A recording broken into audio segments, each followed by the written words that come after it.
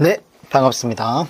오늘은 성경 공부 108일차가 되는 날입니다.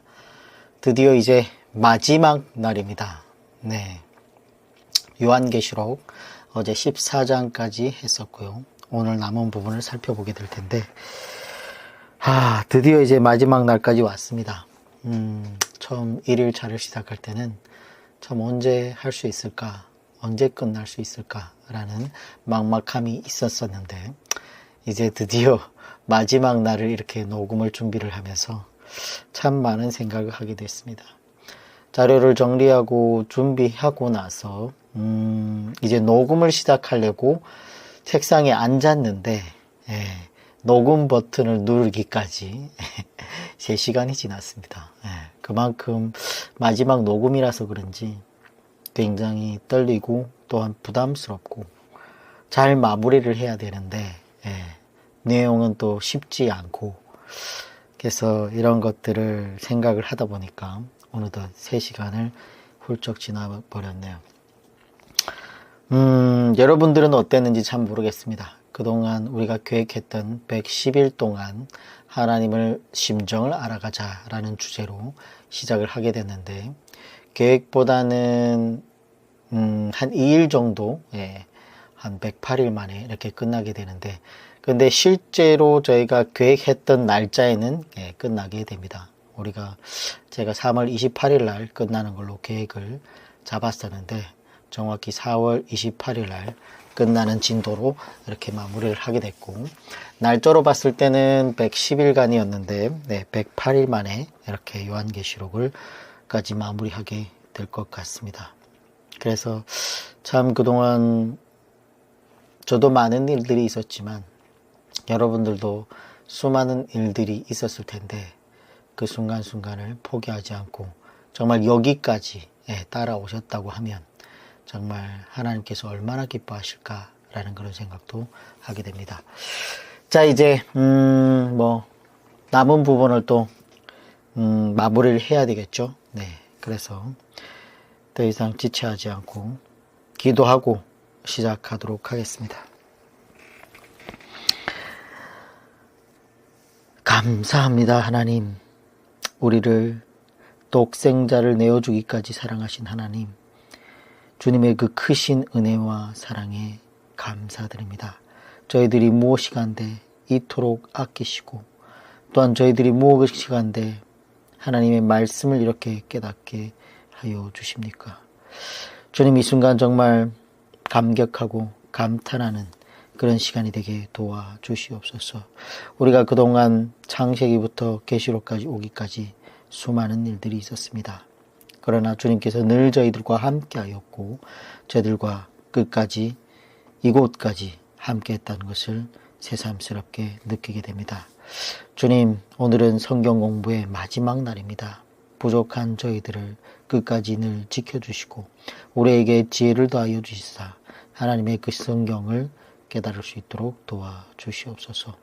요한이 기록한 그 말씀을 우리가 봄으로써 우리도 천국에 대한 소망을 갖게 하시고 그 천국의 소망을 두고 이 땅의 잠깐의 시련을 극복하며 기뻐함으로 나아갈 수 있도록 도와주시옵소서.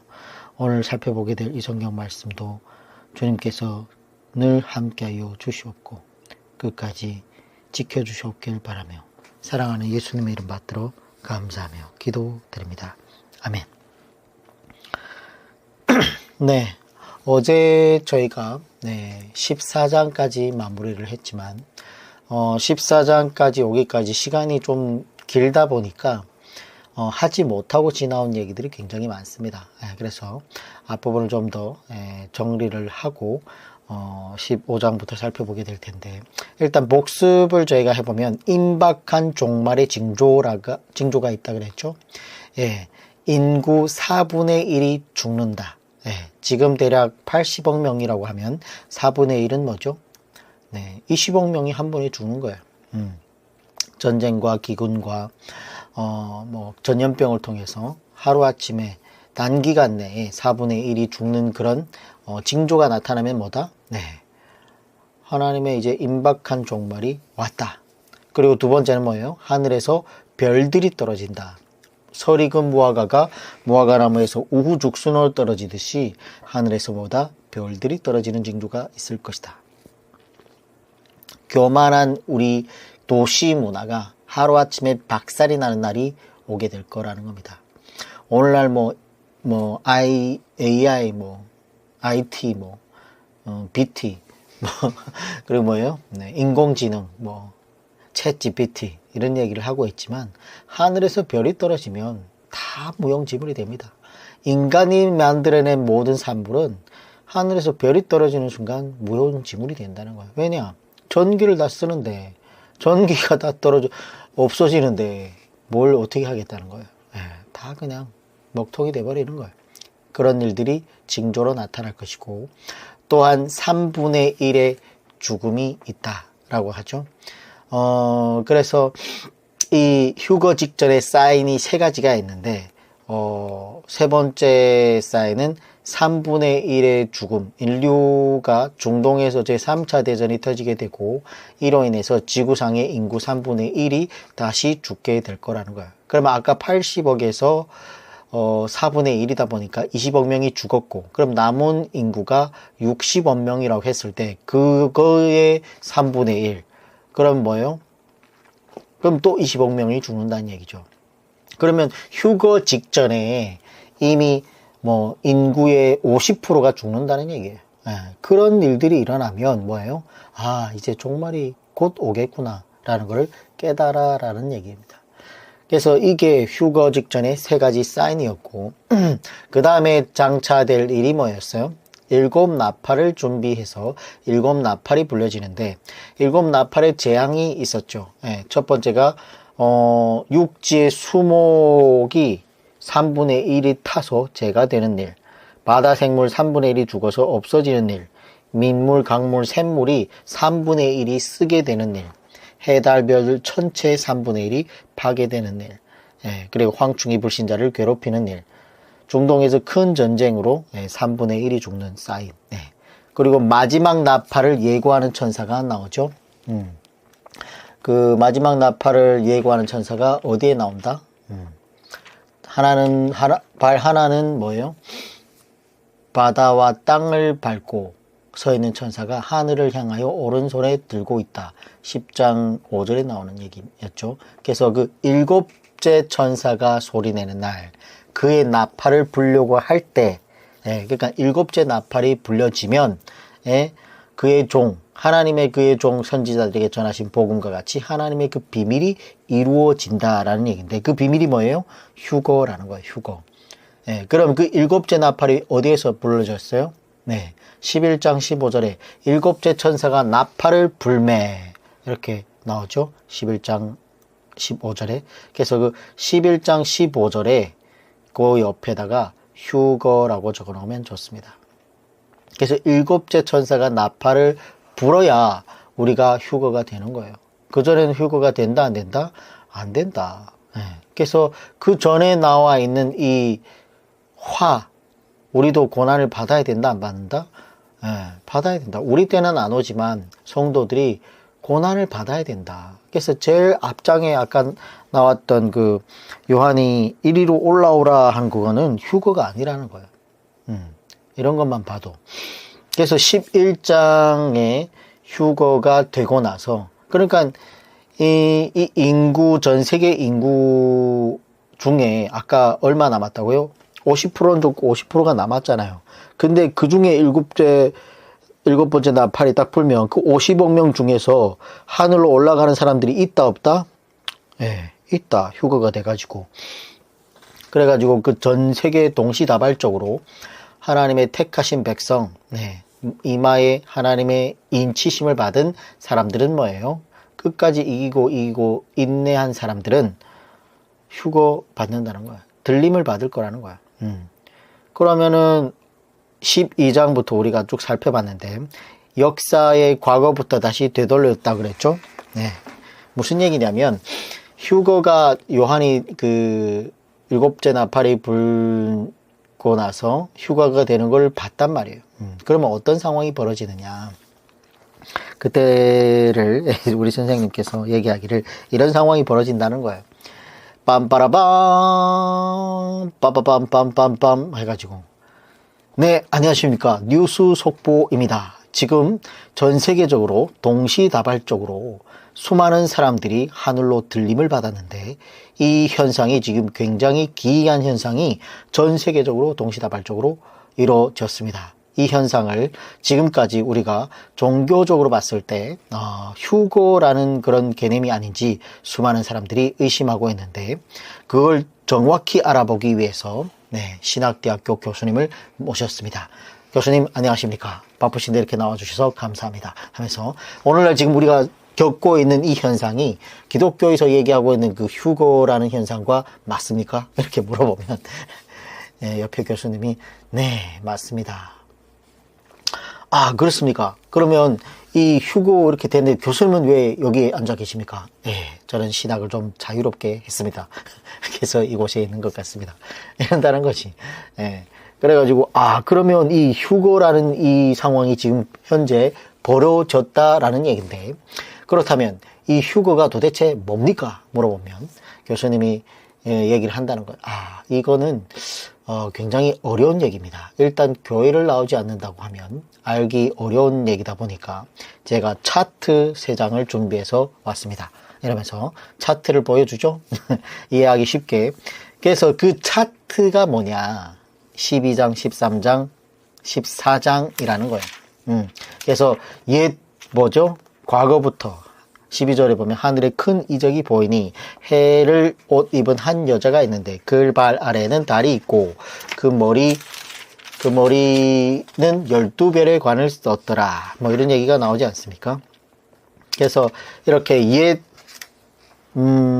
과거로 역사를 이렇게 방향을 가져가는데 무슨 얘기냐면 창세기를 보면 해는 야곱이고 달은 야곱의 어머니라고 그랬죠. 12별은 야곱의 아들들이었고 그 중심에 해를 옷 입은 한 여자가 있는데 그 여인이 이스라엘이었다라는 거예요. 그 이스라엘을 통해서 누가 온다? 메시아가 온다라는 이런 과거의 얘기를 하고 있는 겁니다. 그걸 알고 이 마귀가 어떻게든 그 이스라엘을 잡아삼키려고 했는데 결국 그게 안 된 거죠. 그런 얘기를 12, 13, 14장에 차트를 이렇게 보여주는 거예요. 14장에 보면은 아직 우리에게는 일어나지 않았죠. 12장은 다 이미 일어난 역사라고 하면 13장은 앞으로 미래에 장차 오게 될 일을 이렇게 차트로 3장을 보여주는 거예요. 그래서 나중에 적그리스도도 이렇게 등장을 하게 되고 적그리스도가 뭐예요? 하나님의 흉내를 내게 되고 그러다 보니까 어떻게 나중에 뭐 베레칩 같은 이런 거 이마나 손등에 칩을 666 표를 받는 그 표를 받지 않으면 매매가 이루어지지 않는 그런 사건이 이루어지게 된다는 거예요. 근데 그런 것도 어떻게 나중엔 결국 하나님의 심판 위에 큰 성 바벨론이 무너지듯이 무너지게 된다라는 얘기입니다. 그래서 그 차트를 3권을 갖고 이렇게 12, 13, 14장을 교수님이 휴거가 된 사람들이 왜 이렇게 휴거가 됐는지 어떤 역사 속에서 그렇게 됐는지 이런 것들을 얘기해 준다라는 거죠. 자, 그리고 우리가 지금 14장까지 어제 그렇게 살펴봤다라고 하면 오늘부터 15장부터 이렇게 살펴보게 될 텐데 15장부터도 굉장히 나눠서 봐야 돼요. 이 요한계시록이 어려운 이유가 이런 부분이 어렵기 때문이에요. 그러니까 나팔을 딱 불었는데 그러면 나팔을 보고 휴거가 됐으면 그거 휴거된 사람들이 지금 어떻게 하고 있는가 이런 것들이 나와야 되는데 그게 아니고 또 다시 역사를 과거로 갔다가 또 차트 뭐 이렇게 미래로 왔다가 막 이러니까 어려운 거예요. 그런 것들을 우리가 개념을 잘 정리하면 이거는 지금 과거를 얘기하고 있는 거구나. 이거는 지금 앞으로 우리에게 이루어질 일을 얘기하고 있는 거나 이런 것들을 잘 이해를 하면 쉽다라는 거예요. 근데 15장부터 또 나눠서 봐야 되는데 먼저 예를 들어 불신자 가는 길을 먼저 보겠습니다.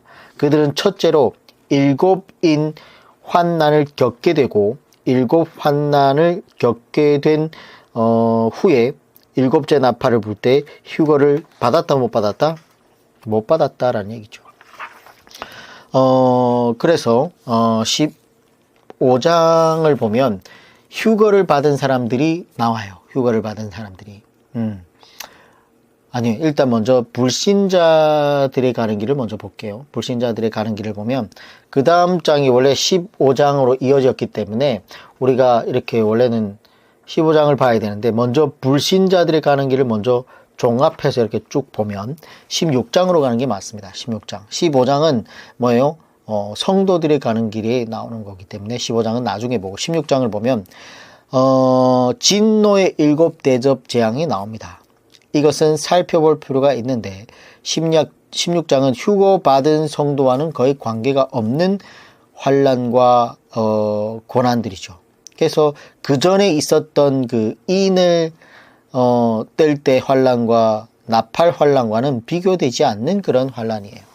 이때 그 부어지는 이 하나님의 이 7대접의 이 진노는 하나님께서 그동안 참고 참았던 그 진노. 예. 이스라엘 백성들에게 모세가 엎드리면 또 참고, 사무엘이 엎드리면 또 참고, 네.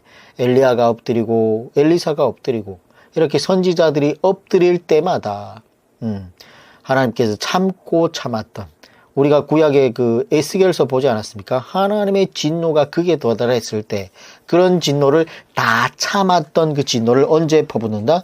이때 퍼붓는다. 그러니까 인류 역사 전체를 통해서 축적되었던 하나님의 진노가 한순간에 폭발돼 버리는 순간이 이때입니다. 진노의 7대접. 네. 그렇게 봐야 되겠죠.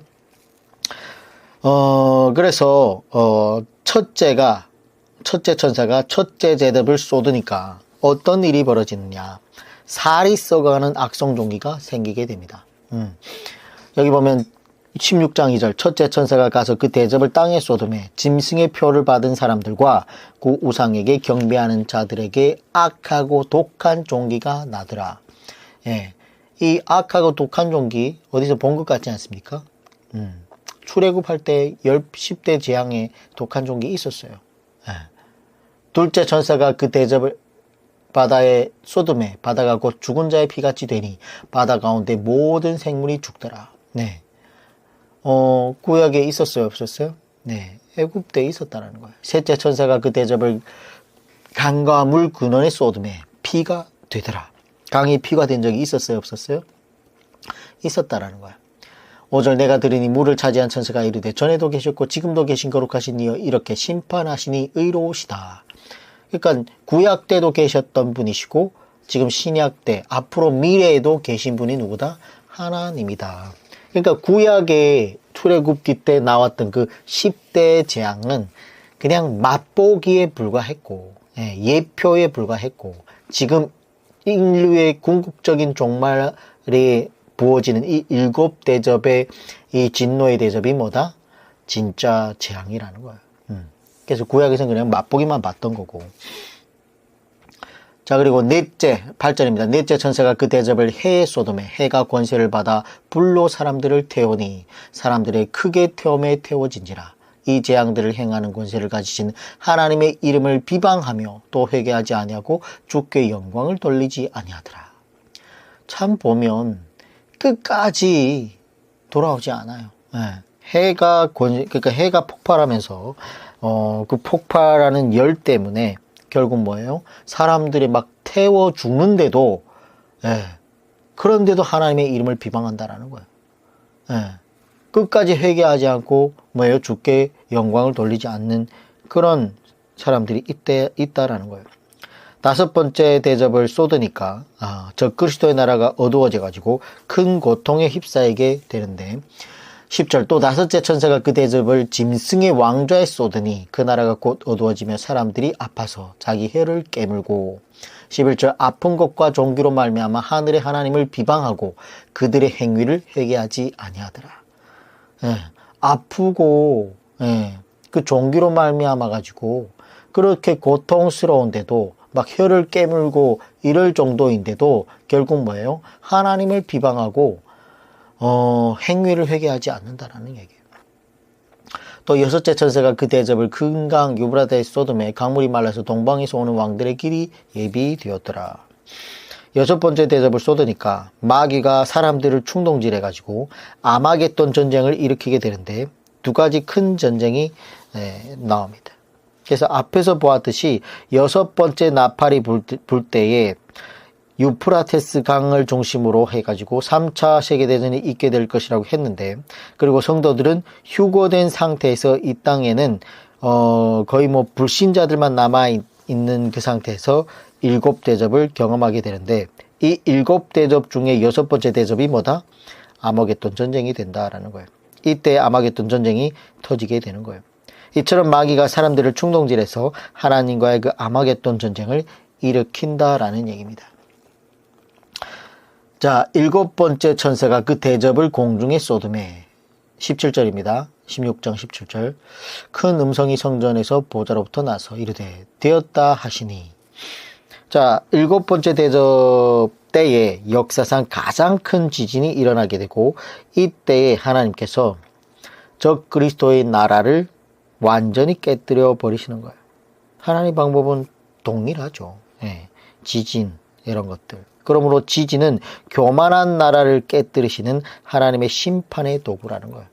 오늘날 아무리 건축을 잘할지라도 큰 지진이 일어나잖아요. 구약에 나오는 산이 40km 밖으로 밀려갈 정도의 지진이 일어나 봐.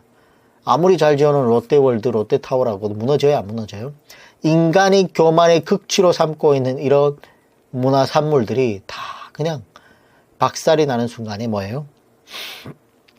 교만했던 것들을 깨달으면 좋을 텐데 깨닫지 못한다라는 거예요.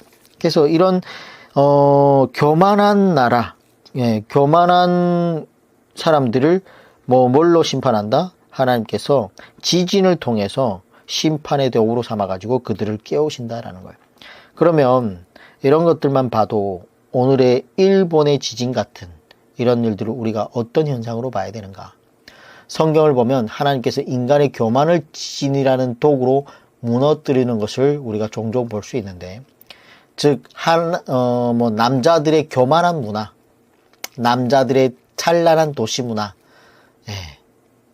예를 들면 아까 얘기했던 빌딩 같은, 지하철 같은, 비행 이런 것들을 단 5분만 해도 무너뜨릴 수 있는 게 하나님의 심판의 도구 지진이죠.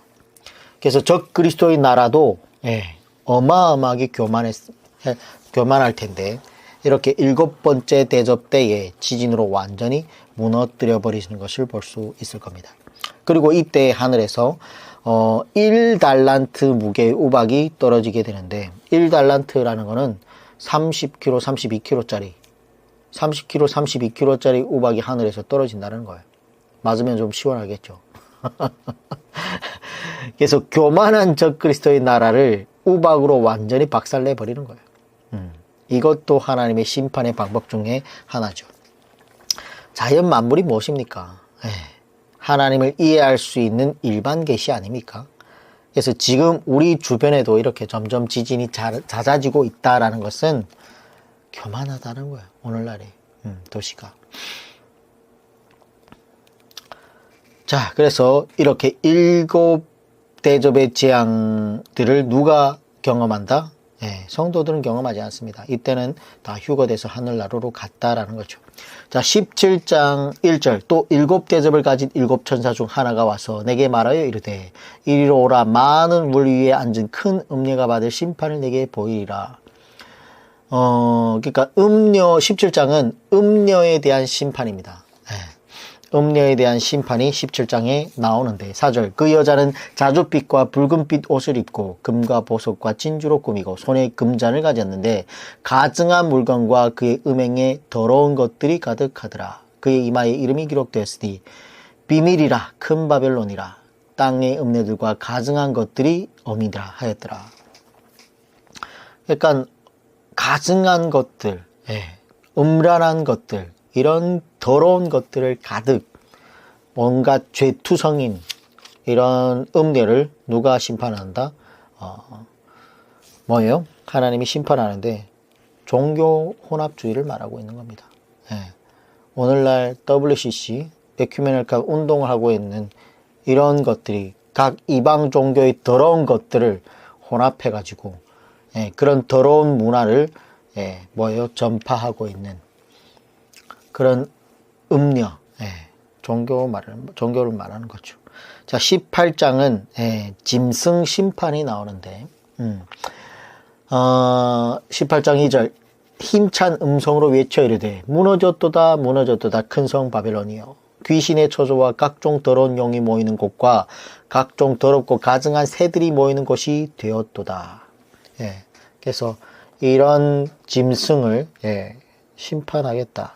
오늘날도 말하면 참 이 발전된 국가일수록 오늘날 미국과 같은 이런 나라일수록 수많은 더러운 문화들이 다 그 속에서 나오고 있다라는 얘기예요. 각종 더럽고 가증한 새들이 모이는 곳이 되어버렸다라는 거예요. 큰 성 바벨론이 미국과 같은 모든 문화가 어디로 들어가요? 미국으로 갔다가 다시 나오게 있다 이런 거예요. 10절 18장 10절입니다. 그의 고통을 무서워하여 멀리 서서 이르되 화 있도다 화 있도다 큰 성 견고한 바벨론이여 한 시간에 내 심판이 이르렀다 하리로다. 16절 이르되 화 있도다 화 있도다 큰 성이여 세마포 옷과 자주 옷과 붉은 옷을 입고 금과 보석과 진주로 꾸민 것인데 그러한 부가 한 시간에 망하였도다. 모든 선장과 각처를 다니는 선객들과 선원들과 바다에서 일하는 자들이 멀리 서서 그가 불타는 연기를 보고 외쳐 이르되 이 큰 성과 같은 성이 어디 있느냐 하며 뭐예요? 배를 타고 있는 사람들이 그 성을 보면서 성이 무너지고 있는 것을 본다는 거예요, 눈으로. 그렇게 화려하고 그렇게 휘황찬란하던 그 도시들 문화들이 얼마에 큰 그러한 부가 뭐예요? 붉은 옷을 입고 금과 보석과 진주로 꾸몄던 그런 곳들이 한 시간 안에 망한다라는 얘기를 하고 있습니다. 그래서 짐승 심판이 18장에 기록되어 있습니다. 자, 그리고 어떤 일이 있게 되는가? 불신자의 대표라고 할 수 있는 적그리스도와 거짓 선지자들이 산채로 지옥불에 던져지게 되는데 이런 내용이 19장 20절에 나옵니다. 19장 20절 다 뛰어넘어가서 먼저 보고 오겠습니다.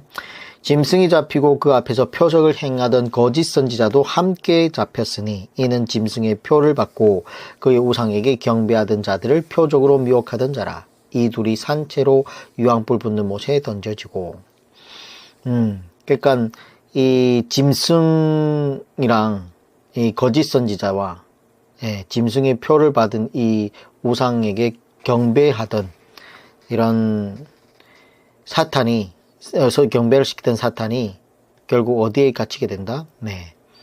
무저갱에 갇히게 된다라는 겁니다. 20장에 가보면 그 얘기가 나오는데 사탄과 이 거짓 선지자들이 무저갱에 갇히게 되는데 이 땅에는 천년의 평화인 천년 왕국 시대가 열리게 될 겁니다. 갇히게 된 다음에.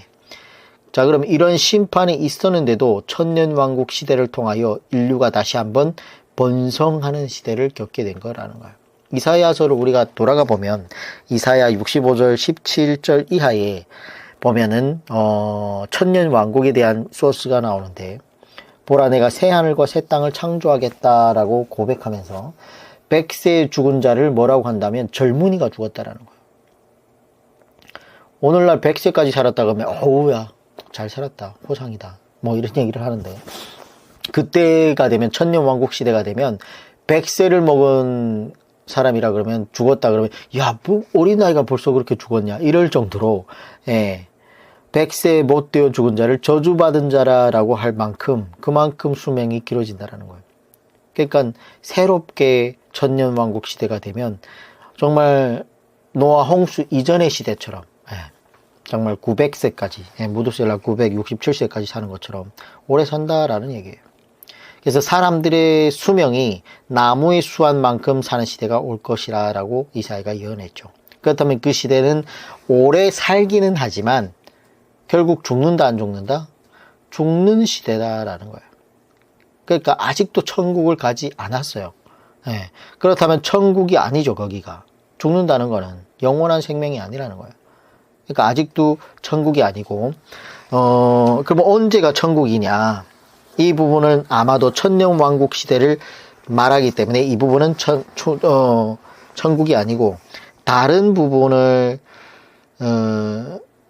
뒤에 이렇게 천년 시대가 나오는데, 그래서 이 부분을 우리가 이 이사야 이 예언을 우리가 아무리 생각해봐도 천년 왕국 시대 빼고는 다른데 적용할 수 있는 예언이 없다라는 거예요. 그래서 이 시대를 천년 왕국이라고 보고 있는 겁니다. 자, 이처럼 사탄이 무저갱에 갇히게 되면서 천국 왕국 시대가 오고, 그래서 인류가 다시 번성하는 시대가 오게 되고, 이때가 바로 유대인들의 대거 회개의 때가 아닌가, 그렇게 보고 있다라는 거예요. 즉 유대인들이 돌아오는 시대가 천년 왕국 시대에 돌아온다.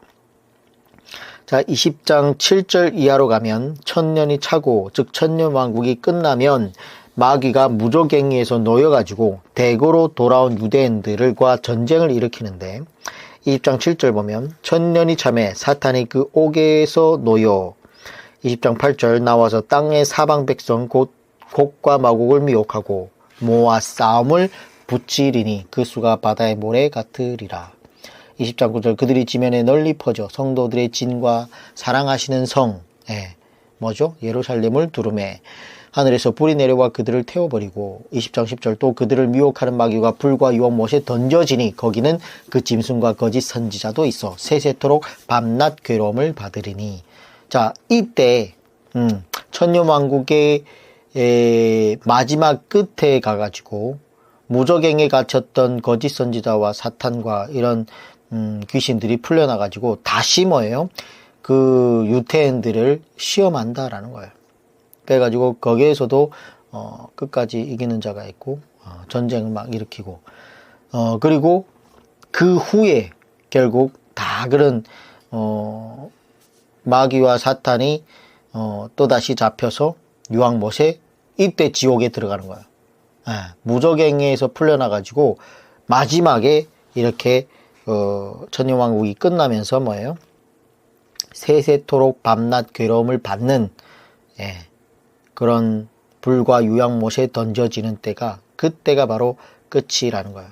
그때 하나님께서 마귀의 세력을 심판하시고 마귀를 지옥에 던져 넣으시면서 세상이 끝나는 거예요. 이때가 세상이 끝이에요. 그러므로 휴거와 재림이 끝나고 나서도 그때가 끝나는 게 아니고 이때 정말 끝나는 겁니다. 자, 11절 보면 또 내가 크고 흰 보좌와 그 위에 앉으신 이를 보니 땅과 하늘이 그 앞에서 피하여 간데 없더라. 하나님께서 백보좌 앞에 앉으셔서 심판을 하시는데 음부의 불신자들이 심판을 받기 위해서 부활하게 된다라는 거예요. 이것이 심판의 부활입니다. 요한복음에 나오는 5장 29절에 나왔던, 그러니까 음부에 있는, 아직은 천국 간 사람도 없고 지옥 간 사람이 없다라는 거예요. 이런 역사가 지금은 음부에 계시고 아브라함의 품 낙원에 있다라는 거예요. 그래서 뭐예요? 이때 다 이 천년왕국이 끝나고 마귀와 이런 사탄을 잡아다가 지옥불에 먼저 보내고 나서 그 다음에 음부에 있던 사람들이 다 부활을 해서 심판을 받게 된다라는 의미입니다. 그래서 그때 두루마리 하나씩 갖고 오는데, 그 두루마리가 뭐예요? 자기가 일평생 지었던 죄들, 그게 기록되어 있는 두루마리라는 거예요. 오늘날 동영상을 여러분 보면 놀랍지 않습니까? 다 기록되지 않아요. 근데 지금 인간이 만들어낸 동영상도 이렇게 선명한데, 하나님의 그 능력으로 만드신 그 두루마리, 여러분의 일생을 살면서 지었던 그 죄가 기록되어 있을까요? 기록되어 있지 않을까요? 너무나 선명하게 기록되어 있겠지. 근데 우리는 뭐예요? 예수 그리스도의 피로 그 죄사함을 받았다라는 거예요. 놀랍지 않습니까? 오늘 오후에 이 말씀을 묵상하면서 다시 한번, 나의 죄가 그 두루마리에 제하여 버렸다라는 게, 제하여 버리게 된다는 게 참 놀랍다라는 거죠. 자, 그래서 이 부활이 그 불신자들도 부활한다라는 얘기고, 지금까지 본 것은 불신자가 가는 길이었습니다. 지옥으로 가는 길이었고, 자, 이제부터는 성도들의 가는 길을 살펴보게 될 텐데, 15장으로 다시 옵니다. 15장. 15장으로 다시 오면, 우리가 정말 사모해야 하는 길이 이런 길이죠. 성도들은 일곱 인 환란, 일곱 나팔 환란, 그리고 7번째 나팔이 불 때에 휴게에서 부활의 몸을 입게 되는데 15장 2절로 가면 이 땅에 하나님의 진노가 임하기 전에 성도들이 어디로 간다? 15장 2절 또 내가 보니 불이 섞인 유리바다 같은 것이 있고 짐승과 그의 우상과 그의 이름의 수를 이기고 벗어난 자들이 유리바닷가에 서서 하나님의 검은고를 가지고 그 이름의 수 666 그 표를 받지 않은 사람들, 이긴 사람들, 벗어난 사람들, 즉 휴거가 되어서 불이 섞인 유리바다 건너편으로 하나님께서 숨겨주시는 은혜를 경험하게 되는 거죠. 숨겨준다. 기억나지 않습니까? 구약에 나와 있죠. 스파냐서 여호와는 숨겨주신다. 정말 스바냐가 예언하듯이 스바냐는 여호와께서 생명 있는 모든 것을 진멸하고 멸절하리 온다라고 예언했습니다. 근데 그때 숨겨주는 사람들이 있다. 즉 하나님의 분노의 날에 정말 모이기를 힘쓰는 자, 여호와의 규례를 지키는 자, 세상의 모든 겸손한 자, 여호와를 찾는 자, 그리고 겸손과 공의를 구하는 자를 하나님께서 어떻게 숨겨주신다라는 거예요. 여기도 똑같이 그 이름의 수를 이기고 벗어난 자들이 하나님의 그 7대접의 재앙을 받지 않고 불이 섞인 유리바다 건너편으로 숨겨주시는 은혜를 경험하게 된다는 거예요. 그래서 이런 내용도 구약을 모르면 이해할 수 없는 부분이죠. 구약을 보면 그 얘기가 나오지 않습니까?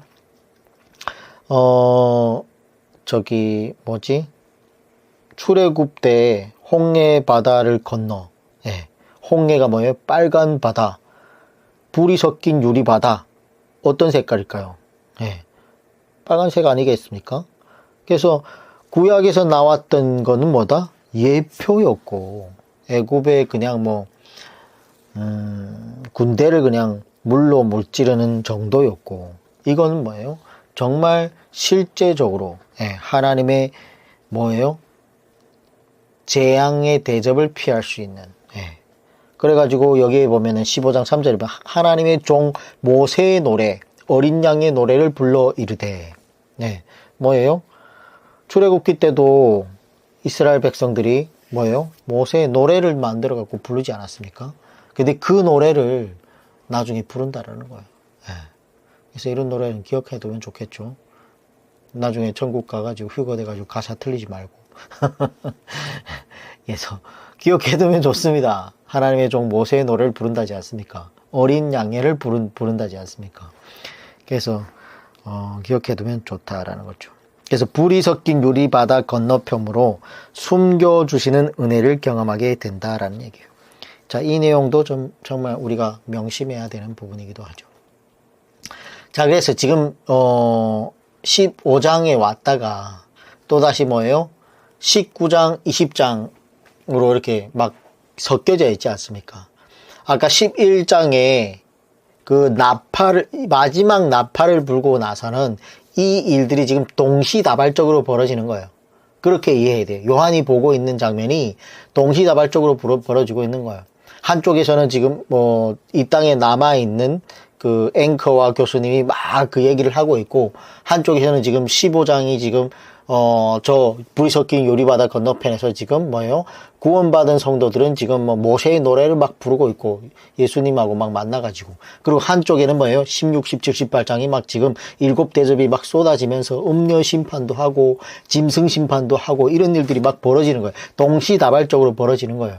그 동시다발적으로 벌어지는 거를 요한은 한 번에 봤지만, 그거를 글로 쓰다 보니까, 순서가 막 이렇게 섞여 있는 거예요.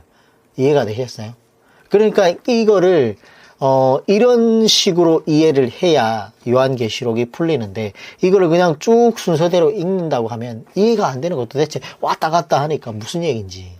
그러니까 요한이 지금 마지막 나팔, 7 나팔이 불린 이후로는 막 이 땅의 사람들이 하늘로 막 휴거가 됐잖아요. 그러니까 이 땅에 남아있는 사람들이 이거 도대체 무슨 현상이야 하면서 교수님이 뭐예요? 12, 13, 14장을 차트로 지금 막 앵커한테 이런 일이 있었다. 앞으로 이런 일이 있게 될 것이다. 라는 거를, 휴거가 이래서 됐다라고 이렇게 지금 설명을 막 하고 있고, 한쪽에는 지금 15장에 올라가가지고 물이 섞인 유리바다 건너편에서 뭐예요?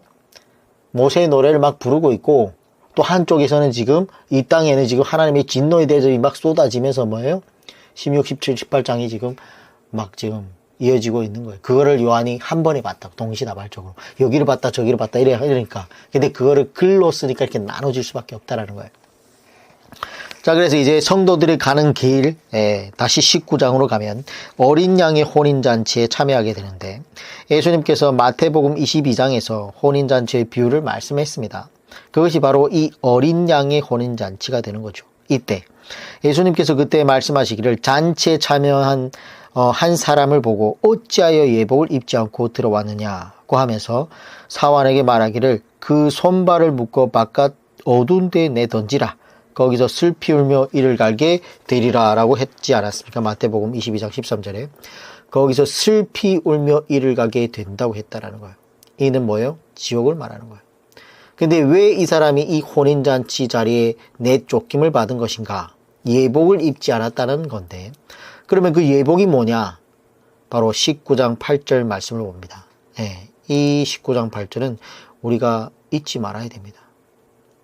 더욱 잊지 말아야 될 것은 19장은 어린 양의 혼인잔치라는 건데, 19장 8절 그에게 빛나고 깨끗한 세마포 옷을 입도록 허락하셨으니 이 세마포 옷은 성도들의 옳은 행실이로다 하더라. 자, 그럼 행함이 없는 믿음, 입으로 고백하고 시인하는 믿음, 결국 천국 문 앞에서 쫓겨나는 수도 있다라는 겁니다. 참 믿음을 가진 성도는 반드시 뭐예요? 옳은 행실이 있어야 된다라는 거예요. 이 옳은 행실이 뭐다? 예복이라는 거예요. 예복. 이 예복을 입지 않고 그 혼인잔치에 참가하지 못한다라는 얘기입니다. 자, 그리고 19장에 가면 그때 예수님을 만나고 나서 노래를 부릅니다. 할렐루야 할렐루야 할렐루야 하면서 노래가 나오는데 19장 1절에도 할렐루야 구원과 영광과 능력이 우리 하나님께 있도다 이러면서 3절에 두 번째로 할렐루야 하니 그 연기가 세세토록 올라가더라. 4절에 또 24장로와 네 생물이 엎드려 보좌에 앉으시 하나님께 경배하여 이르되 아멘 할렐루야 하니 하면서 6절에 할렐루야 주 우리 하나님 곧 전능하신 이가 통치하시도다. 이런 소리가 뭐예요? 허다한 무리의 음성과도 같고 많은 물소리와도 같고 큰 우레소리와도 같은 소리로 이르되 할렐루야 하면서 이렇게 노래가 나오는 거죠.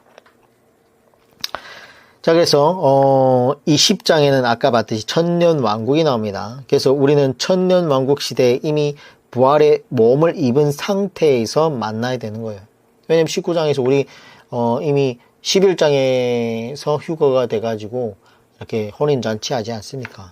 그래서 20장에 나오는 이 천년왕국 때에는 우리가 부활의 몸을 입은 상태여야 된다는 거예요. 왜냐하면 이방인의 전도의 때는 이미 끝났어요. 그리고 천년왕국 시대는 유대인의 전도의 때이기 때문에 유대인들이 돌아오는 시기라는 겁니다.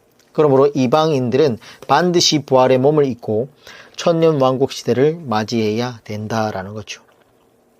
근데 이 천년왕국에 대한 소스가 성경에 대략 한 3군데 정도가 있는데 스가랴에 있고 이사야서에 나옵니다. 그리고 요한계시록 이 20장에 나오는 게 바로 천년왕국에 대한 소스인데 이 부분들은 천년왕국 말고는 뭐 다르게 해석할 수 없는 말씀들입니다. 그래서 이 말씀들을 보면 천년왕국 전에 부활의 몸을 입고 그리고 지금까지 본 스케줄대로 천년왕국을 맞이하게 되는데 이때 부활의 몸을 입은 성도들이 예수님과 함께 재림하게 되는 겁니다.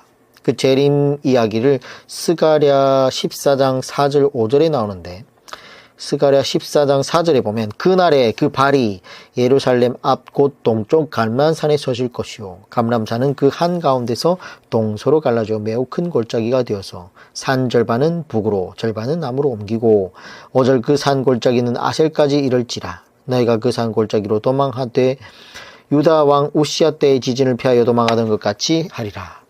나의 하나님 여호와께서 임하실 것이요 모든 거룩한 자들이 주와 함께 하리라. 자, 여기를 보면 예수님께서 성도들과 함께 재림하시는 건데, 근데 성경이 침묵하고 있는 것은 그렇게 부활의 몸을 입은 성도들이 천년 왕국 직전에 재림해가지고 천년 왕국을 보내게 되는 것인지, 그러면 그 부활의 몸을 입은 성도들이 어떤 모습으로 천년 왕국을 보내게 될지는 성경이 침묵하고 있어요. 그러니까 알 수가 없어. 그래서 이런 부분은 우리가 알 수 없는 부분이기 때문에 그냥 모르는 걸로 놔둬야 됩니다. 뭐 어떻게 알아보겠다고 자꾸 점을 치고 이러면 안 돼요. 아무도 이 세상과는 비교할 수 없는 행복한 시간을 보내게 되지 않을까. 그냥 그렇게 추측만 하는 거죠. 자, 그러면 유대인들은 어떻게 사는가? 아마도 부활의 몸을 입은 사람들과 그리고 일반적인 몸을 입은 사람들이 병맹하는 시대가 바로 그 시대일 것 같은데, 그러면 어떻게 병행하게 되고 어디까지 서로 인식하게 될 것인지도 성경은 침묵하고 있어요. 그러니까 우리는 알 수 있다 없다? 모른다. 그리고 천년 왕국 이런 시대를 보내게 된 후에 21장으로 가는데, 21장, 22장은 드디어 우리의 궁극적인 소망인 천국의 모습이 나오고 있습니다. 21장, 22장은 우리의 소망인 천국 내부와 외부의 모습이 나오는데, 이런 것들을 잘 배워놔야 되겠죠. 천국이 어떤지를 알아야 되니까. 하나님께서 참 이 왜 성경책 한 권을 따로 만들어가지고 천국의 내부와 외부의 모습을 이렇게 우리에게 알려줬으면 너무 좋았을 텐데, 그러면서 우리에게 이게 바로 천국의 내부와 외부의 모습이다. 이런 모습을 너희가 상상하면서 인내하면서 잘 승리하라 라고 했으면 얼마나 좋겠어요. 근데 굉장히 간단하게 나옵니다. 근데 왜 이렇게 간단하게만 말씀하셨을까라는 걸 생각해 보면, 그거면 충분하기 때문이 아닐까라고 생각해 봅니다. 이 우리가 갖고 있는 이 성경 66권의 말씀이면, 이 성경이면 충분하다라는 거예요. 우리가 소망을 가지기까지, 우리가 하나님을 사랑하기까지 충분하니까, 이 말씀으로만으로도 충분하니까 더 이상 보태지 않았겠죠. 21장 1절, 또 내가 새 하늘과 새 땅을 보니 처음 하늘과 처음 땅이 없어졌고 바다도 다시 있지 않더라. 그럼 처음 하늘과 처음 땅이 없어졌다는 건 오늘날 우리가 살고 있는 이 세상은 없어진다, 없어지지 않는다? 없어진다라는 거야. 그래서 새 하늘과 새 땅을 하나님이 재창조를 해야 된다라는 얘기예요. 여러분 봤잖아요. 하나님의 7 대접이 쏟아지면 어떻게 되겠습니까? 해도 폭발을 했고, 달도 붉은색을 띠고, 그리고 뭐예요? 하늘에서 별이 그렇게 떨어져 있는데 얼마나 난리가 나겠습니까? 전에도 얘기했죠? 하늘에서 별이 그 정도로 떨어지면 인간들이 만들어 놓은 이 방사선, 이 원자력 발전소 때문에 살아갈 수가 없어요, 인간이. 새롭게 창조할 수밖에 없다니까요. 그럼 새 하늘과 새 땅을 보니 이렇게 나오죠? 야, 이 새 하늘과 이 새 땅이라는 이 얘기가 정말 좋은 얘기인데, 신천지 아닙니까? 신천지. 새로운 천지, 하늘과 땅. 근데 이 말을 아쉽게도 이단이 가져가 버렸어. 이단 신천지가 이걸 가져가는 바람에 너무나 아쉽게 돼버렸죠. 그래서 새 하늘과 새 땅이 천국이죠, 천국. 완전히 새로워진 새 하늘과 새 땅이 생기는 겁니다. 2절, 또 내가 봄에 거룩한 성 새 예루살렘이 하나님께로부터 하늘에서 내려오니 그 준비한 것이 신부가 남편을 위하여 단장한 것 같더라. 새 예루살렘, 이것은 아마도 천국의 수도가 아닐까. 그래서 1절과 2절은 공간 개념이 좀 다릅니다. 그러니까 새 하늘과 새 땅이라는 큰 공간 개념이 있고, 그 공간 개념 위에 하늘에서 뭐가 내려온다라는 거예요. 그게 뭐예요? 새 예루살렘이라는 거예요. 그 작은 공간이 하늘에서 이 땅으로 내려온다라는 거예요. 이게 바로 천국의 개념입니다. 지금까지는 우린 뭐예요? 자꾸만 올라가는 줄만 알았는데, 근데 이 천국이 하늘에서 자꾸 내려온다지 않습니까? 이런 개념만 봐도 우리가 정말 잘못 알고 있는 개념들이 너무나 많았다. 그래서 천국의 하늘에서 내려오는 겁니다. 새로운 하늘과 새 땅을 만드시고 천국 하나님께서 하늘에서 내려온다라고 보아야 되겠죠. 그 준비한 것이 신부가 남편을 위하여 단장한 것 같더라. 천국이 잘 준비되어 있다라는 얘기죠. 이 부분을 우리 예수님께서 또 말씀하신 적이 있죠. 요한복음의 14장에 나오는 얘기인데, 요한복음 14장 1절에 너희는 마음에 근심하지 말라. 하나님을 믿으니 또 나를 믿으라. 14장 2절 내 아버지 집에 거할 곳이 많도다. 그렇지 않으면 너희에게 일렀으리라. 내가 너희를 위하여 거처를 예비하러 가노니. 3절 가서 너희를 위하여 거처를 예비하면 내가 다시 와서 너희를 내게로 영접하여 나 있는 곳에 너희도 있게 하리라. 자, 요한이 보니까 새 예루살렘이 하늘에서 내려왔다라는 거예요. 근데 그 준비한 것이 신부가 신랑을 위하여 단장함 같이 너무 예쁘다는 거예요. 신부가 신랑을 맞이하기 위해서 화장을 막 예쁘게 하고 기다리지 않습니까? 그런 것처럼 예쁜 모습이었다는 거예요. 그러한 천국 수도를 지금 요한이 보게 된 겁니다. 그러면 그것을 누가 준비한다고요? 예수님께서 이걸 직접 준비하시려고 올라가신 겁니다. 21장 4절 예수님께서 모든 눈물을 그 눈에서 닦아주시니, 예수님께서란 얘기는 없지만 예수님께서 모든 눈물을 그 눈에 닦아주시니 다시는 사망이 없고 애통하는 것이나 곡하는 것이나 아픈 것이 다시 있지 아니하리니 처음 것들이 다 지나갔음 이르라. 몸이 불편한 사람 있을까요? 없을까요? 없다라는 거예요. 거울을 볼 때마다 막 시험이 드는 사람이 있을까요? 없을까요? 없다라는 거예요. 누가 그러더라고요. 여자들이 왜 자꾸 거울을 보는가? 아무리 봐도 나 원래 이렇게 생기지 않았을 텐데 너무 모습이 안 이쁘다는 거예요. 그래서 자꾸 거울을 본다는 거예요. 믿겨지지 않는다는 거예요. 자기 자신이 내가 왜 이렇게 생겼을까? 그래서 자꾸 거울 본다는데, 그 얘기입니다. 앞으로 우리가 부활의 몸을 잃으면 완전히 다른 차원의 변화를 경험하게 될 거라는 겁니다. 이렇게 잘생겼나? 와, 정말, 야, 성도 여러분 남이서 그런 거 있잖아요. 어떻게 이렇게, 여러분이 저랑 같이 공부했던 그분입니까? 막 이러면서 알아보지 못할 정도로, 다시 우리 원래의 모습으로, 처음 것은 다 지나가게 되고, 그렇게 변화가 될 거라는 겁니다. 21장 5절 보좌에 앉으신 이가 이르시되 보라 내가 만물을 새롭게 하노라 하시고 또 이르시되 이 말은 신실하고 참되니 기록하라 하시고 내가 만물을 새롭게 하노라. 천국은 완전히 다른 세상입니다. 왜 이만큼 밖에 기록할 수 없었는가라는 것을 볼 때 더 이상 어떻게 기록할 수 없었기 때문에 기록하지 못한 것입니다. 인간의 생각으로 기록할 수가 없는 거예요. 요한이 봤잖아요. 근데 요한이 본 걸로 치고는 어떻게 글로 기록할 수 없는 거예요. 다 처음 보는 거니까 뭔지 기록할 수 있겠어요? 그러니까 인간의 생각으로는 이 정도밖에 기록을 못 하는 거예요. 이 말은 신실하고 참되니 기록하라. 우리는 이 신실하고 참되신 하나님의 말씀을 그냥 믿는 거예요. 그리고 이 말씀대로 그냥 될 줄로 믿는 거예요. 그게 믿음인 거예요. 21장 7절 이기는 자는 이것들을 상속으로 받으리라. 나는 그의 하나님이 되고 그는 내 아들이 되리라. 그래서 뭐예요? 이기는 자. 기억해야 됩니다.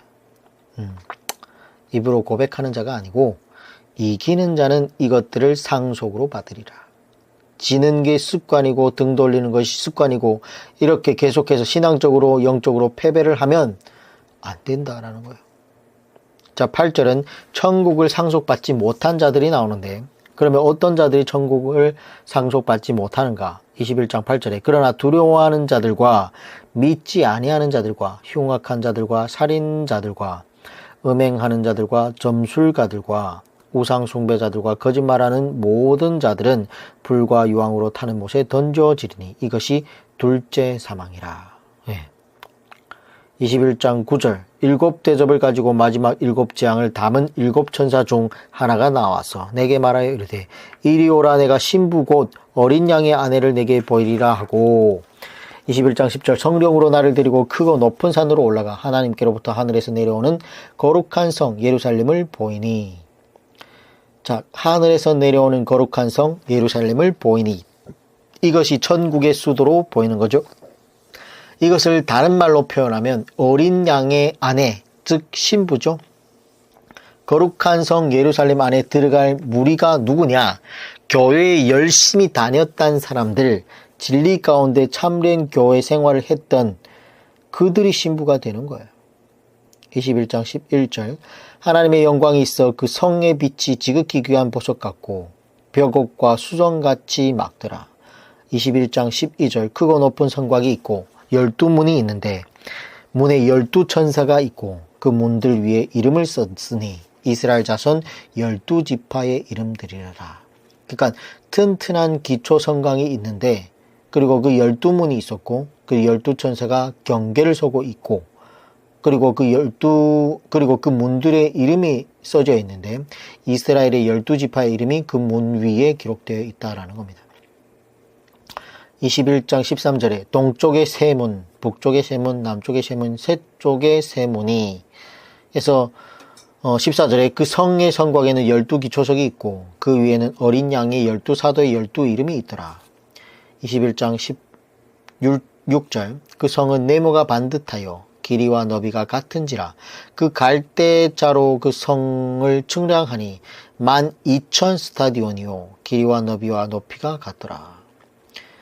그러니까 이 측량법이 나오는데 사람의 측량 곧 천사의 측량이라 라고 하는 것은 천사가 사람의 측량법으로 측량했다라는 말인데 근데 그 성의 길이와 너비가 각각 12,000 스타디온이라는 거야. 길이와 너비 높이가 똑같다라는 건데 이 12,000 스타디온이라는 거는 약 얼마 정도 되냐면 그러니까 스타디온이 185m입니다. 그러면 12,000 스타디온이라는 거는 곱하기 185m를 해야 되겠죠. 그러면 222만 미터가 되는 거죠. 그러면 약 2220km. 그러니까 천국 수도인 예루살렘의 길이, 너비, 높이가 모두 똑같으니까 면적으로 따지면 대략 한 492만 8,400km제곱미터. 그러면 한국 땅이 대략 한 10만 km제곱미터죠.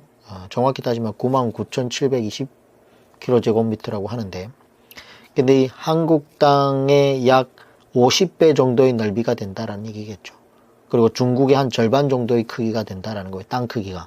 근데 이게 뭐 실제적인 크기인지 아니면 상징적인 건지는 아무도 알 수 없습니다. 그때 가봐야 알겠죠.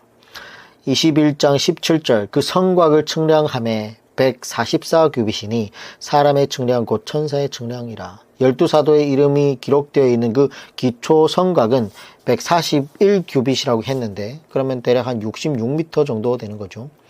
21장 18절 그 성곽은 벽옥으로 쌓였고 그 성은 정금인데 맑은 유리 같더라. 19절 그 성의 성곽의 기초석은 각색 보석으로 꾸몄으며 첫째 기초석은 벽옥이요 둘째는 남보석이요 셋째는 옥수요 넷째는 녹보석이요 다섯째는 홍만호요 여섯째는 홍보석이요 일곱째는 황옥이요 여덟째는 녹옥이요 아홉째는 담황옥이요 열째는 비취옥이요 열한째는 청옥이요 열두째는 자수정이라. 21장 21절 그 12문은 12진주니 각 문마다 한 개의 진주로 되어 있고 성의 길은 맑은 유리 같은 정금이더라. 이 문이 있는데 진주래 진주. 진주 조각으로 된 것이 아니라 통진주로 이렇게 문을 만들었다라는 거야. 12문이 다 통진주로 되어 있다라는 거야. 대단하지 않습니까? 성의 길은 맑은 유리 같은 정금이더라. 이 안에 들어가 보면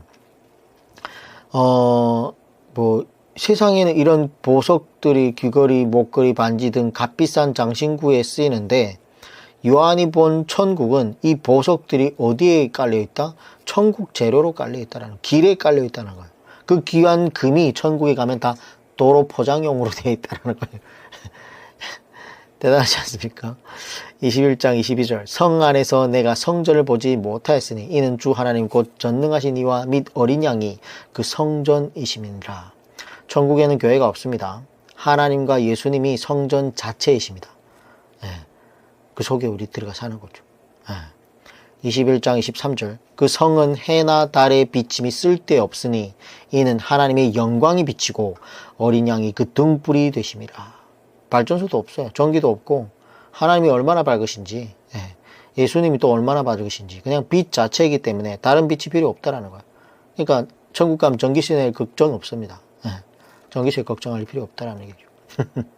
21장 24절 만국이 그 빛 가운데로 다니고 땅의 왕들이 자기 영광을 가지고 그리로 들어가리라. 땅의 왕들이 자기의 영광을 가지고, 땅의 왕들은 구원받은 백성들을 말하는 거예요. 그리고 구원도 다 똑같은 구원이 아닙니다. 천국에도 수도에 사는 사람들이 있고 시골에 사는 사람도 있을 거라는 거예요. 그럼 어떤 자가 되어야 되겠느냐? 여러분들 선택할 필요가 있다는 거예요.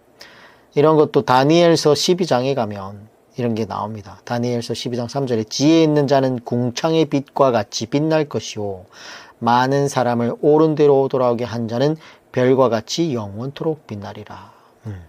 그래서 하늘에 상급이 따로 있다라는 거예요. 구원은 우리가 은혜로 값없이 받았지만 뭐예요? 천국에 가보면 천국에 대한 상급이 따로 있다라는 얘기입니다. 21장 25절 낮에 성문들은 도무지 닫지 아니하리니 거기에는 밥이 없음이라. 자, 문이 있을 뿐이지 닫히지 않는다라는 거죠. 닫힐 일이 없다라는 거예요. 그리고 천국에는 뭐예요? 밤이 없다라는 거예요. 밤이. 피곤함이 없기 때문에 밤이 필요합니까? 필요하지 않습니까? 필요 없다라는 거예요. 21장 26절 사람들이 만국의 영광과 존귀를 가지고 그리로 들어가겠고, 결국 구원받은 사람들이 만국의 영광과 존귀를 가지고 다 들어가게 된다라는 얘기고, 21장 27절 무엇이든지 속된 것이나 가증한 일 또는 거짓말한 자는 결코 그리로 들어가지 못하되 오직 어린 양이 생명책에 기록된 자들만 들어가리라. 그러니까 뭐예요? 어린 양의 생명책에 기록되어야 된다라는 거예요. 12천사가 경계를 서고 있다라는 얘기죠. 자, 22장 마지막 장입니다. 마지막 장으로 가도록 하겠습니다. 22장은 천국 내부의 모습인데, 천국의 큰 개념이 새 하늘과 새 땅이고 천국의 작은 공간 개념이 새 예루살렘인데 그 내부의 모습이 기록되어 있습니다. 21장 1절 또 그가 수정같이 맑은 생명수의 강을 내게 보이니 하나님과 및 어린 양의 보좌로부터 나와서 22장 2절 길 가운데로 흐르더라. 강 좌우에 생명나무가 있어 12가지 열매를 맺되 달마다 그 열매를 맺고 그 나무 잎사귀들은 만국을 치료하기 위하여 있더라. 자, 그 성에 들어가자마자 생명수 강이 보이는데 그 강은 하나님과 예수님의 보좌에서부터 발원되어 가지고 새 예루살렘으로 이렇게 관통했다라는 얘기입니다. 그리고 뭐가 있다? 생명나무가 있다. 생명나무가 정말로 오랜만에 등장을 하는데 에덴 동산 한가운데에 생명나무와 선악과 나무가 있었죠. 창세기 2장 9절에. 근데 우리는 흔히 에덴 동산 한가운데 선악과 나무만 있었고 생명나무가 있었다는 것을 잘 모릅니다. 근데 생명나무가 먼저 소개되고 있어요. 그래서 나중에 이 타락한 인간이 이 생명나무를 먹고 영원하게 살까봐 하나님께서 천사를 거기다가 그 생명나무를 지키게 해서 못 먹게 하는 장면이 나오는데, 근데 생명나무를 먹어야 된다, 먹지 말아야 된다? 먹어야 된다. 그걸 먹어야만이 우리가 영원히 살 수 있는 겁니다. 2장 9절 여호와 하나님이 그 땅에서 보기로 아름답고 먹기에 좋은 나무가 나게 하시니 동산 가운데는 뭐가 있다? 생명나무와 선악을 알게 하는 나무가 있더라 라고 이렇게 창세기 2장 9절에 기록되어 있잖아요. 그러니까 생명나무가 먼저 소개되고 있다라는 거예요. 그러니까 그만큼 생명나무가 중요하다, 중요하지 않다? 중요하다라는 얘기입니다. 만약에 아담과 하바가 선악과 나무의 열매를 따먹지 않고 생명나무 실과를 따먹었으면 어떻게 됐을까요? 그들은 생명을 아마 얻었을 겁니다. 그러나 선악과 나무의 열매를 따먹기 때문에 반드시 어떻게? 죽게 됐다라는 거예요. 그 계명대로 죽게 된 거죠. 만국을 치료하기 위하여 있더라. 자, 무엇인가 치료해야 할 일이 있는 모양이죠.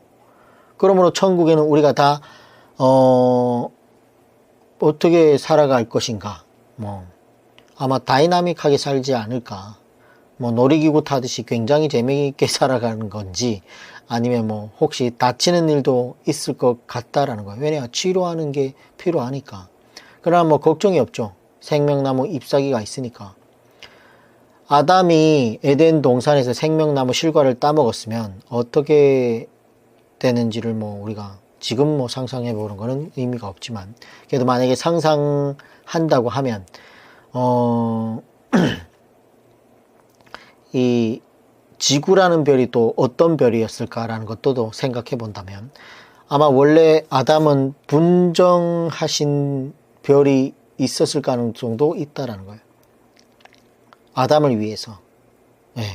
그렇다면 우리가 천국 문을 출입하면서 우리가 각자의 별을 분정받아가지고 밤이 없고 낮이 있기 때문에 온 우주를 다니면서 무엇인가 할 일이 있지 않을까.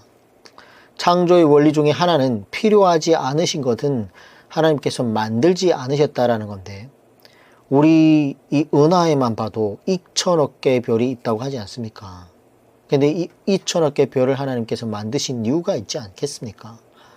그리고 우주에는 이런 은하가 얼마나 많은지 모릅니다.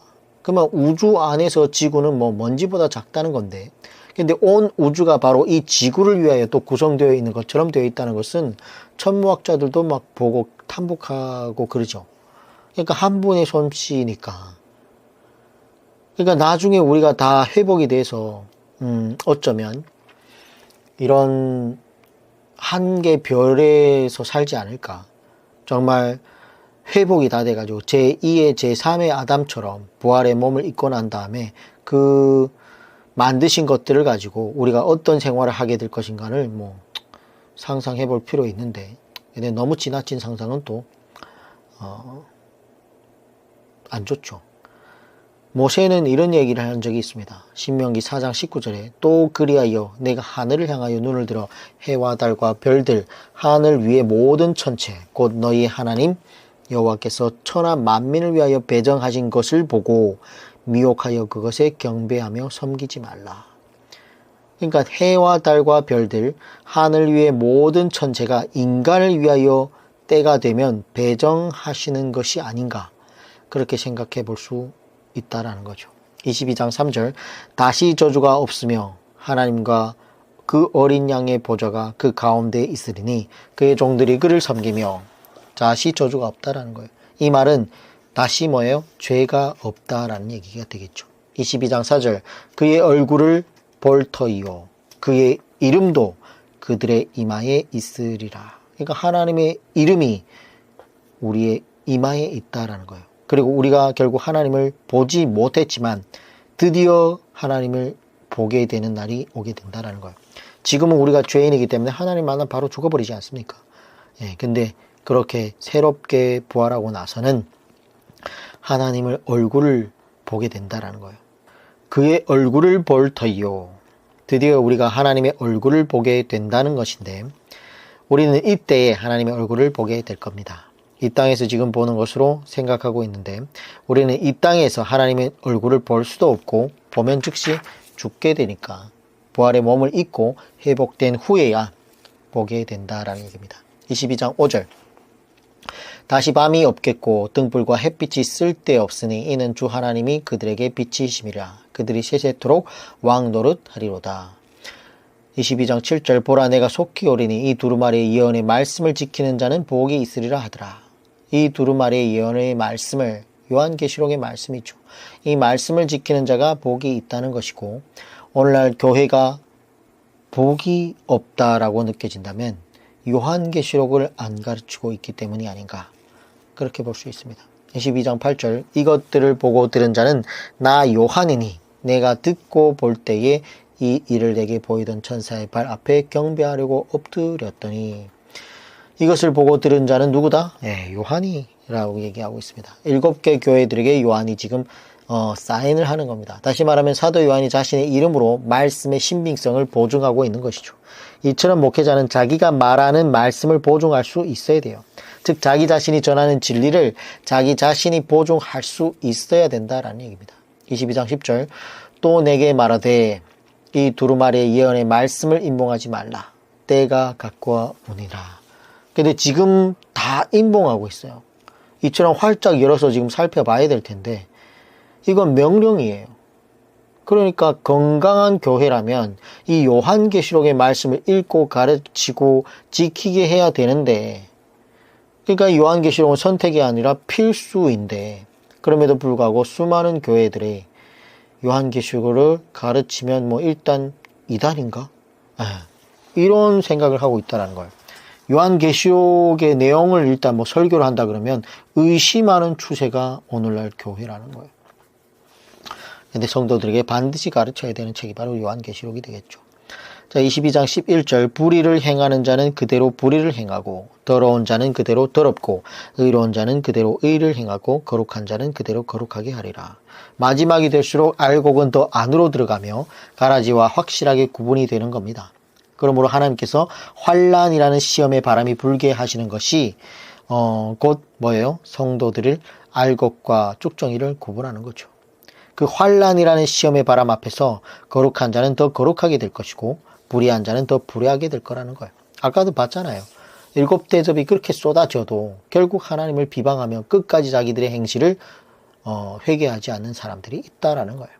22장 12절 보라 내가 속히 오리니 내가 줄 상이 내게 있어 각 사람에게 그 행한 대로 갚아주리라. 믿는 대로가 아니라 행한 대로. 동영상에 다 기록되어 있습니다. 내가 줄 상이 내게 있어. 그런데 이 상은 어떤 상인가? 그가 행한 대로 갚아주는 상이라는 거예요. 그러니까 오늘날 교회가 성경 공부를 하지 않으면 얼마든지 쉽게 생각할 수 있죠. 그런데 성경을 우리가 이렇게 지금처럼 창세기부터 계시록까지 쭉 살펴보고 복음서도 그리고 사울도 바울의 서신서도 제대로 살펴보면 천국이냐 지옥이냐 하는 심판도 있지만 어떤 사람은 더 좋은 상을 받고 어떤 자는 그렇지 못한 심판도 있다라는 거예요. 다시 말하면 행위의 심판도 반드시 있다라는 말이에요. 우리가 어떻게 행동하고 사느냐에 따라서 우리의 상급이 달라진다라는 얘기입니다. 오늘날 한국교회는 꼭 마치 구원파와 똑같이 만들어놨어요. 신앙의 길을 편하고 넓은 길로 만들기 위해서 사탄의 유혹에 빠진 거예요. 근데 성경을 봐봐요. 각 사람의 행위대로 갚아주겠다고 하는 구절들이 수없이 많이 나와 있는데도 불구하고 어제 잠깐 누굴 만났는데 교회를 다닌대. 새벽 기도도 나가고 열심은 나보다 더 있는 것 같아. 근데 점도 본대. 왜 교회를 다니냐 물어봤더니 부자들은 종교가 하나가 있더라는 거야. 근데 그 종교가 여기 갔다 저기 갔다가 아니라 꾸준하게 한 종교를 끊임없이 다니더래. 그래서 자기는 기독교를 선택해서 꾸준하게 다니고 있대요. 그러면서 점을 친다는 거예요. 안타깝죠. 오늘날 그런 성도들이 얼마나 될 것 같아요. 90% 이상 될 것 같지 않습니까? 90%도 참 많이 채워준 걸 수도 있어요. 물론 믿음도 없으면서 거칠애로 행동하는 것도 문제지만 믿음이 있다고 하면서 행동하지 않는 것이 오늘 더 큰 문제라는 겁니다. 반드시 다음의 말씀과 같은 이런 부분을 우리가 알아야 되는데 내가 줄 상이 내게 있어 각 사람에게 그가 행한 대로 갚아주리라. 이것이 분명해야 전도자의 길을 갈 수 있는 것입니다. 22장 13절 나는 알파와 오메가요 처음과 마지막이요 시작과 마침이라. 하나님은 처음과 마지막이시다라는 거예요. 처음에는 이랬는데 나중에는 달라지면 곤란하지 않겠습니까? 왜 우리가 하나님의 말씀을 믿느냐? 그분은 알파이고 오메가이기 때문이죠. 그분이 처음과 나중이 되시기 때문이죠. 예전과 지금이나 변함없이 신실하기 때문이죠. 그러면 우리가 구약 성경에 소개된 하나님과 신약 성경에 소개된 예수님과 그리고 요한계시록에 소개된 하나님이 다른 분일까요? 아니죠. 같은 분이라는 거예요. 이런 것들을 빨리 우리가 고쳐 깨달아야 될 텐데 오늘날 복음주의 노선에서는 구약의 하나님은 신약의 예수님과 다르다는 거예요. 예. 구약의 하나님은 두렵고 떨리고 어떤 분들은 심지어 깡패 같은 하나님이라고 하는데 그렇게 얘기하면 되겠습니까? 똑같은 분이지 않습니까? 하나님은 알파와 오메가시다. 22장 14절 자기 두루마리를 빠는 자들은 복이 있으니 이는 그들의 생명나무에 나아가며 문들을 통하여 성에 들어갈 권세를 받으려 함이로다. 자기 두루마리를 빠는 자들이 복이 있다. 말씀으로 자기 자신을 돌아보고 회개하고 반성하고 변화하고 성장하고 성숙하고 성화하는 것을 자기의 두루마리를 빠는 것이라고 표현할 수 있습니다. 예수님께서도 말씀으로 깨끗하게 된다고 하지 않았습니까? 그러니까 말씀으로 자기의 두루마리를 매일 빠는 자가 복이 있는 자라라는 거예요. 두루마리는 많이 빨면 많이 빨수록 좋은 겁니다. 22장 15절 개들과 점술가들과 음행하는 자들과 살인자들과 우상숭배자들과 및 거짓말을 좋아하며 지어내는 자는 다 성 밖에 있으리라. 절대로 거짓하면 된다 안 된다? 안 된다. 선의의 거짓말을 해도 안 된다. 22장 16절 나 예수는 교회들을 위하여 내 사자를 보내어 이것들을 너희에게 증언하게 하였노라. 나는 다윗의 뿌리요 자손이니 곧 광명한 새벽별이라 하시더라. 나 예수는 교회들을 위하여 예수님은 무엇을 위하여 교회 계시록을 주셨다는 말이에요? 교회들을 위하여 주셨다는 얘기예요. 그러므로 반드시 교회가 이 말씀을 살펴봐야 되겠죠. 교회를 위해 주신 말인데 교회가 보지 않아. 그럼 어떡해요? 그리고 신앙이라는 것은 반드시 하나님 중심, 말씀 중심, 그리고 교회 중심입니다. 그걸 깨달아야 돼요. 나는 다윗의 뿌리요 자손이니 곧 광명한 새벽별이라 하시더라. 이것은 예수님께서 직접 사인을 하신 건데 사도 요한 앞에서 사인을 하였고 이제 예수님께서 사인을 하시면서 계시의 신빙성을 재차 보증하고 계시는 겁니다. 22장 18절 내가 이 두루마리의 예언의 말씀을 요한계시록의 말씀이죠. 듣는 모든 사람에게 증언하노니 만일 누구든지 이것들 외에 더하면 하나님이 이 두루마리에 기록된 재앙들을 그에게 더할 것이요. 이것들 외에 더하면 누가 더합니까? 이단들이 자꾸 더하죠. 예, 자꾸 갖다 붙이죠. 이단들이. 뭐가 있다? 7 대접비 같은 그런 재앙들을 받게 될 거고 22장 19절 만일 누구든지 이 두루마리의 예언의 말씀에서 제하여 버리면 하나님이 이 두루마리에 기록된 생명나무와 및 거룩한 성에 참여함을 제하여 버리시리라. 자, 예언의 말씀에서 제하여 버리면 누가 제합니까? 대부분 정통교회들이 그렇게 하고 있지 않습니까? 안 가르치잖아요. 안타깝습니다. 이 두루마리에 기록된 생명나무와 및 거룩한 성에 참여함을 제하여 버리시리라. 복잡하게 생각할 것이 없습니다. 요한계시록의 말씀을 교회에서 반드시 가르쳐야 된다라는 얘기입니다. 그 누구도 성경 66권 가운데 단 한 권도 더하거나 뺄 권세가 있다 없다? 없다. 아무리 담임 목사라고 하여도 자기의 목회관에 따라서 어떤 성경은 빼고 가르치겠다고 하는 그런 권한은 있어서는 안 된다라는 거예요. 제가 신학을 하는 이유는 그래서 하는 겁니다. 성경 66권을 다 가르치는 목회자가 되기 위해서. 오늘날 목회자들을 보니까 다 안 가르치는 목회자들이 너무 많은 거예요. 대부분이 그런 거예요. 왜 그럴까요? 예? 예언의 말씀을 왜 제하여 버릴까요? 그래서 저라도 알았으니 알고서 안 가르쳐지는 걸 알면서 안 할 수가 없어. 22장 20절 이것들을 증언하신 네가 이르시되 내가 진실로 속히 오리라 하시거늘 아멘 주 예수여 오시옵소서. 아멘 주 예수여 오시옵소서. 이런 고백을 우리가 할 수 있어야 됩니다. 주님 아직 오시면 안 됩니다. 지금 나 아직 죄 지은 게 너무 많은데 이러면 안 되겠죠. 선교, 전도, 구제의 모든 에너지를 집중해 보면 선한 일을 향하다 보면 죄악에서 벗어날 수 있어요. 그러면 그때서야 이런 고백이 터져 나올 겁니다. 아멘. 주 예수여 오시옵소서. 22장 21절 주 예수의 은혜가 모든 자들에게 있을지어다. 아멘. 요한계시록의 말씀처럼 반드시 이 세상의 끝은 오게 될 겁니다.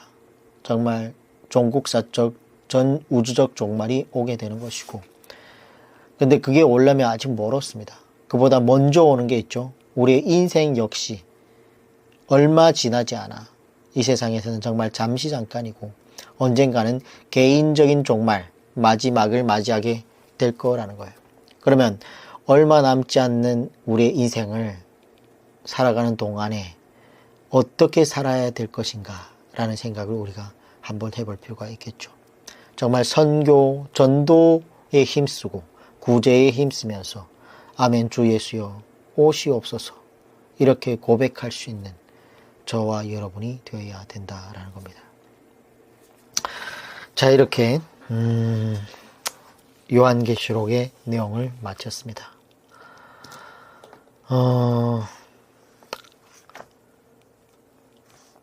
찬송가 하나 부르도록 하겠습니다. 네, 노래를 잘 못하지만 다같이 이 찬송을 원래대로 말하면 같이 부르면 좋겠지만 제가 마음을 다해서 한번 불러보도록 하겠습니다. 새 찬송가죠. 네, 새 찬송가 180장 하나님의 나팔소리 찬송가인데 제가 불러보겠습니다.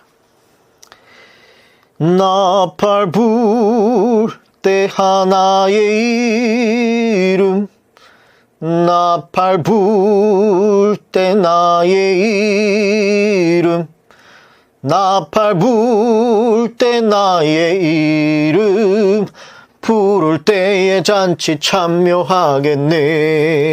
하나님의 나팔 소리 천지 진동할 때에 예수 영광 중에 구름 타시고 천사들의 세계 만국 모든 곳에 보내어 구원받은 성도들을 모으리. 나팔 불 때 나의 이름 나팔 불 때 나의 이름 나팔 불 때 나의 이름 부를 때에 잔치 참여하겠네. 무덤 속에 잠자는 자 그때 다시 일어나 영화로운 부활 승리 얻으리. 주가 택한 모든 성도 구름 타고 올라가 공중에서 주의 얼굴 배우리. 나팔 불 때 나의 이름 나팔 불 때 나의 이름 나팔 불 때 나의 이름 부를 때에 잔치 참여하겠네. 주님 다시 오실 날을 우리 알 수 없으니 항상 기도하고 깨어 있어서 기쁨으로 보좌 앞에 우리 나가서도록 그때까지 참고 기다리겠네. 나팔 불 때 나의 이름 나팔 불 때 나의 이름 나팔 불 때 나의 이름 부를 때에 잔치 참여하겠네. 아멘. 할렐루야. 네. 모든 영광을 하나님께 드립니다. 기도하겠습니다.